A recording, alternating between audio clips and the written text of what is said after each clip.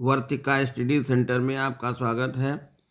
आज के सेशन का पहला क्वेश्चन है, 3 पदार्थों के ऊर्जा बैंड चित्र में दिए गए हैं, जहां V संयोजी बैंड तथा C चालन बैंड है, तो ये पदार्थ कौन से हैं, यानी क्रमशः कौन से हैं। देखिए ये है C चालन बैंड और V है संयोजी बैंड। इनके बीच जो एनर्जी लेवल है वो 3 से Eg less than 3 electron volt. और इसमें देखिए एनर्जी लेवल इनके C और V के बीच में बहुत कम गैप दिखाया गया है, ये वाला बिल्कुल नहीं है। और इसमें देखिए C और V के बीच में जो है गैप वो Eg greater than 3 electron volt. तो ये जो पहला वाला है ये अर्धचालक है और ये है चालक, और इस ये देखिए बहुत इसमें ज़्यादा गैपिंग है, तो ये है कुचालक और ऑप्शन सही हो जाएगा डी। क्वेश्चन नंबर सेकंड है, चालन एवं संयोजी बैंडों की ऊर्जा में अंतर। देखिए ऊर्जा में अंतर चालकों में सबसे अधिकतम होता है, गलत होता है। चालकों में सब न्यूनतम होता है, यही ऑप्शन सही है, चालकों में न्यूनतम होता है। ऑप्शन नंबर हो जाएगा बी।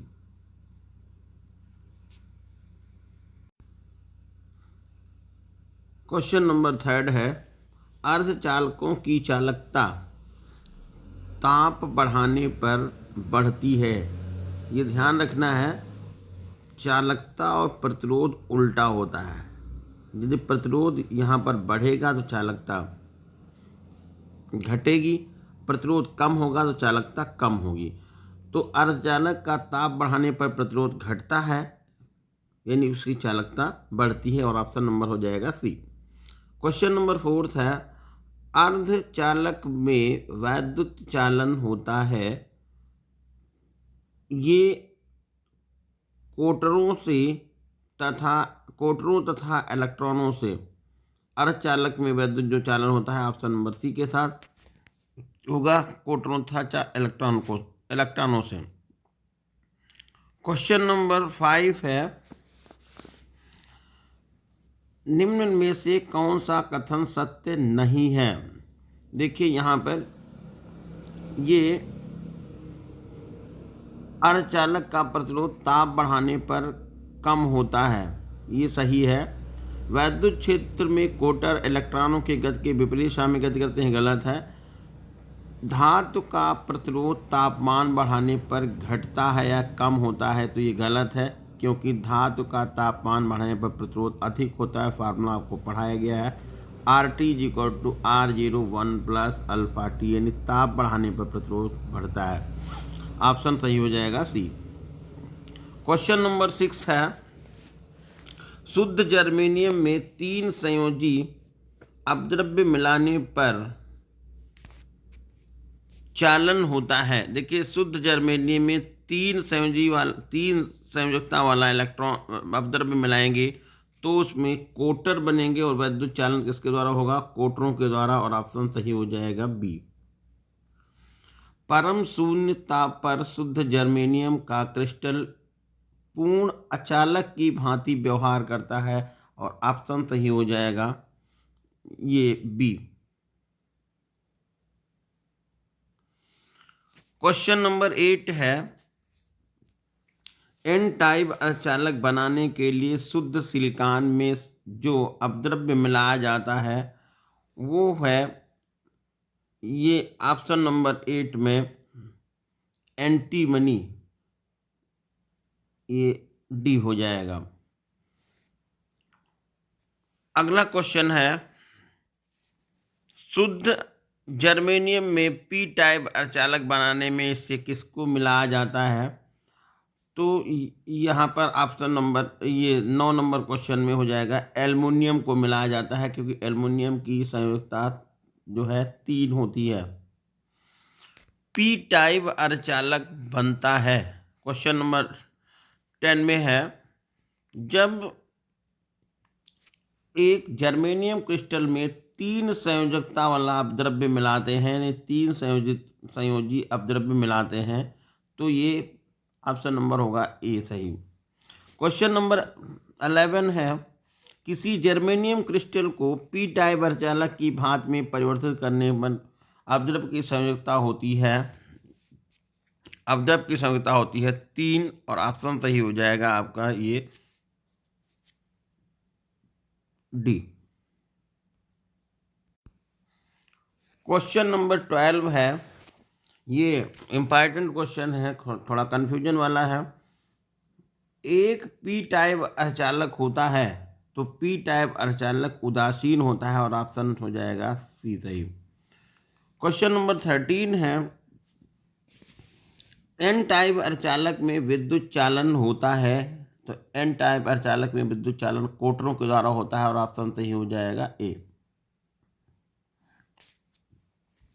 क्वेश्चन नंबर 14 है, एन टाइप के अर्धचालक में अल्पसंख्यक आवेश वाहक होते हैं, एन टाइप में अल्पसंख्यक आवेश वाहक होल होते हैं, और ऑप्शन सही हो जाएगा बी। क्वेश्चन नंबर 15 है, एन टाइप के अर्धचालक में आवेश वाहक होते हैं, तो एन टाइप अर्धचालक में इलेक्ट्रॉनों की अधिक संख्या था, प्रोटॉनों की कम संख्या, और ऑप्शन सही होगा ये सी।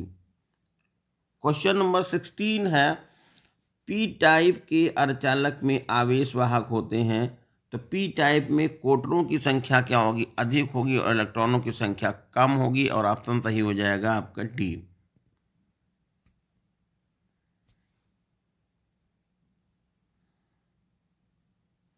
क्वेश्चन नंबर 17 है, कोटर यानी छिद्र अधिसंख्यक व आवेश वाहक होते हैं, तो आवेश वाहक होते हैं, ये आपका सी नंबर ऑप्शन सही हो जाएगा पी प्रकार के अर्धचालक में।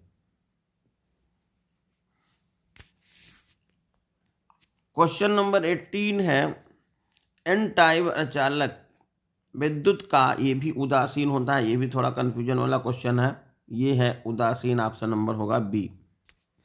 क्वेश्चन नंबर 19 है, पीएन संधि डायोड में अवक्षय परत में होते हैं, अवक्षय परत में न तो कोटर होते हैं और न तो इलेक्ट्रॉन होते हैं, और ऑप्शन सही हो जाएगा डी।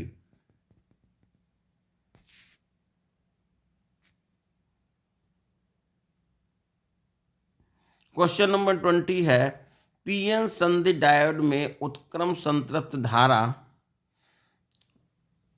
का कारण है केवल अल्पसंख्यक वाहक, ऑप्शन नंबर हो जाएगा ए। क्वेश्चन नंबर 21 है, जर्मेनियम डायोड का विभव प्राचीर होता है, तो जर्मेनियम डायोड का विभव प्राचीर होता है 0.3 वोल्ट, और ऑप्शन होगा बी। क्वेश्चन नंबर 22 है, एक अर्धचालक डायोड में विभव प्राचीर विरोध करता है, तो विभव प्राचीर ये जो है ऑप्शन नंबर सी हो जाएगा, दोनों क्षेत्रों में बहुसंख्यक वाहकों का, बहुसंख्यक आवेश वाहकों का। 23 नंबर है, सिलिकॉन डायोड में संधि विभव का मान कितना होता है, तो सिलिकॉन डायोड में संधि विभव का जो मान होता है वो होता है 0.6 वोल्ट, और ऑप्शन होगा डी।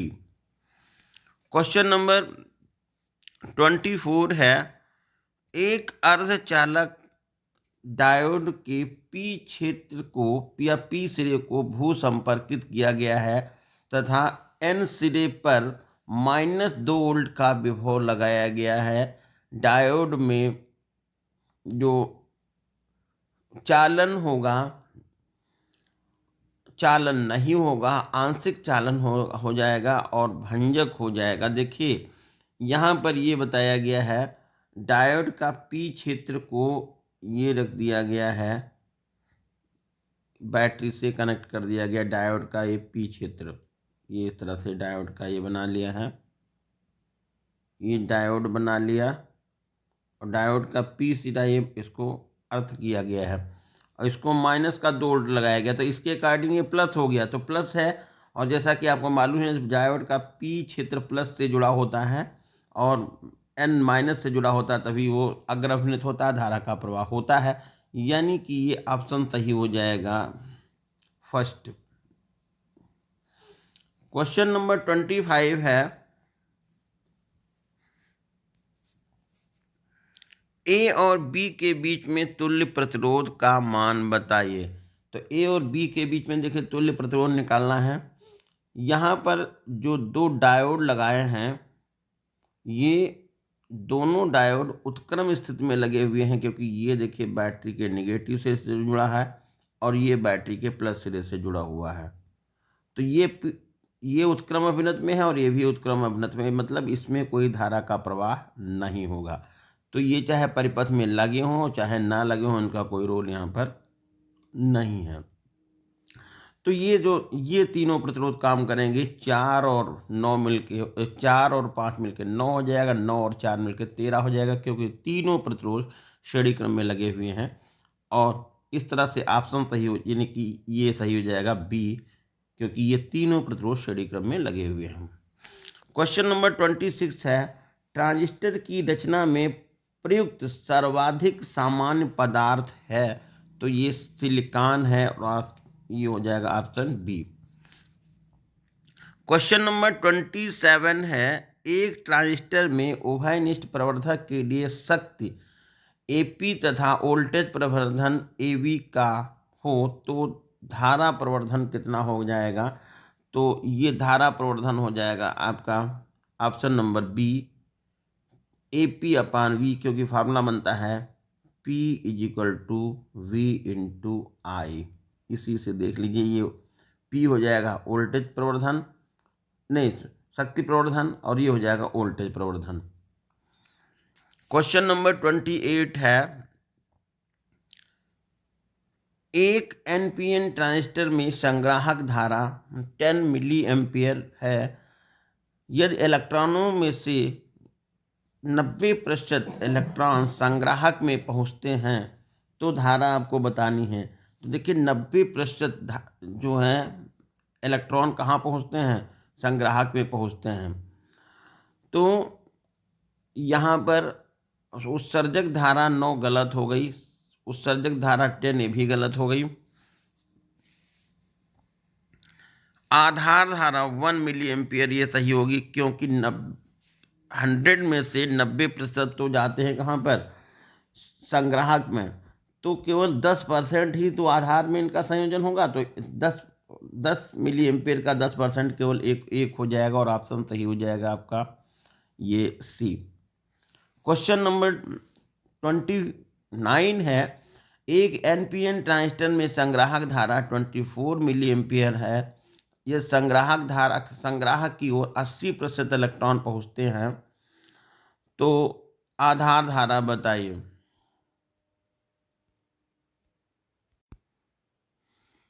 तो यहाँ पर ध्यान दीजिएगा, संग्राहक धारा है 24 मिली एम्पियर और संग्राहक की ओर 80% इलेक्ट्रॉन पहुँचते हैं, तो आधार धारा का मान बताइए।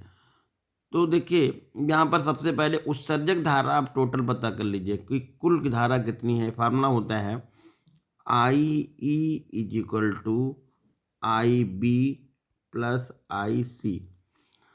तो संग्राहक धारा 80% है, तो हम ये मानने की कुल धारा कितनी है, कुल धारा है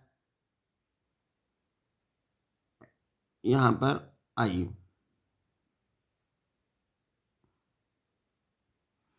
कुल धारा आपने मान लीजिए, जैसे I मान लीजिए, तो ये I हो गया कुल धारा, इसको हम IE भी बोल सकते हैं। और इसका कितना परसेंट है, 80% ये कर दीजिए, क्योंकि 80% इलेक्ट्रॉन संग्राहक में जा रहे हैं और ये टोटल मान आ रहा है कितना है 24। ये 0 इधर से कट गया और ये यहाँ से काटेंगे तो 3 टाइम लग जाएगा।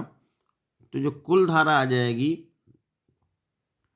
IE का जो मान आ जाएगा वो आपका 30 मिली एम्पियर हो जाएगा।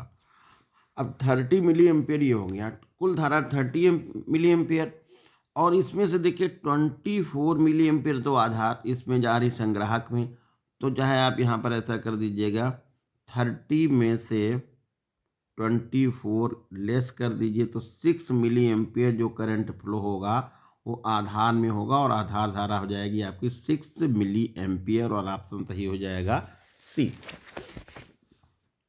क्वेश्चन नंबर 30 है, उभयनिष्ठ उत्सर्जक प्रवर्धक में बीटा बराबर क्या होता है? तो फार्मूला आपको पता है, beta is equal to delta I C upon delta I B, और ऑप्शन सही हो जाएगा ये बी। क्वेश्चन नंबर 31 है, एक ट्रांजिस्टर की आधार धारा में 25 मिली माइक्रो एम्पियर परिवर्तन करने पर संग्राहक धारा में 0.55 मिली एम्पियर का परिवर्तन होता है, तो बीटा का मान बताइए। तो बीटा का मान निकालना है, तो अभी फार्मूला जो लिखा था बीटा इज इक्वल टू ये हो जाएगा delta I C upon delta I B. इसी में आप मान डाल दीजिएगा और आंसर ही मिल जाएगा आपका 22, और ऑप्शन हो जाएगा ए। यहाँ पर थोड़ा ध्यान रखना है, ये आधार धारा है माइक्रो एम्पियर में, तो यहाँ पर आप लिखेंगे ये 25 इंटू 10 की पावर -6, और ऊपर लिख देंगे यहाँ पर 0.55 इंटू 10 की पावर -3, और इसको हल करेंगे तो आंसर आपका मिल जाएगा 22। क्वेश्चन नंबर है 32 है, एक ट्रांजिस्टर में आधार धारा 100 माइक्रो एम्पियर है, संग्राहक धारा 2.15 मिली एम्पियर है, तो बीटा का मान बताइए। ये वाला भी उसी तरह से लगा देंगे, तो ये हम यहाँ पर बीटा इज इक्वल टू लिख देंगे 2.15 इंटू 10 की पावर -3, और इधर लिख देंगे 100 इंटू 10 की पावर -6। तो -6 ये आपका -4 बन जाएगा, ऊपर बन जाएगा +4।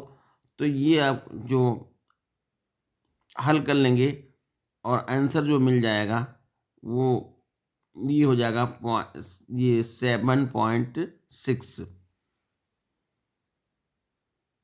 ये आपका ऑप्शन हो जाएगा। ये जो हल करेंगे तो हमारे पास ये ऑप्शन आ जाएगा, ये इसको हल किया है तो ये हो जाएगा आपका option number A. Question number 33 है, धारा लाभ बीटा बराबर है 19 वाले उभयनिष्ठ ट्रांजिस्टर की उभयनिष्ठ उत्सर्जक व्यवस्था में यदि आधार धारा 0.4 मिली एम्पियर का परिवर्तन किया जाता है तो संग्राहक धारा का मान बताइए। तो beta is equal to delta I C upon delta I B, और इसी में आप मान डालेंगे और आंसर आपको मिल जाएगा 7.6 मिली एम्पियर। क्वेश्चन नंबर 34 है,